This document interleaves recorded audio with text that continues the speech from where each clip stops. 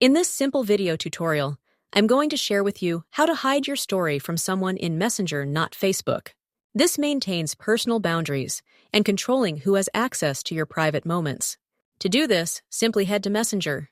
Tap onto your profile icon to add any story. It can either be a photo or video. Once done, before sharing the story, simply click onto the Settings gear icon at your bottom left to access story settings. Now head to this option of Hide Story From. Here, choose who you don't want to see your story. And once done, tap on Apply to save changes. This doesn't apply only on this story, but to other stories you will post in the future. So if you don't want them to see only this story, once done posting the story to public, get back and remove them from people you don't want to see your stories. Well, that's how easy it is to hide story from someone in Messenger.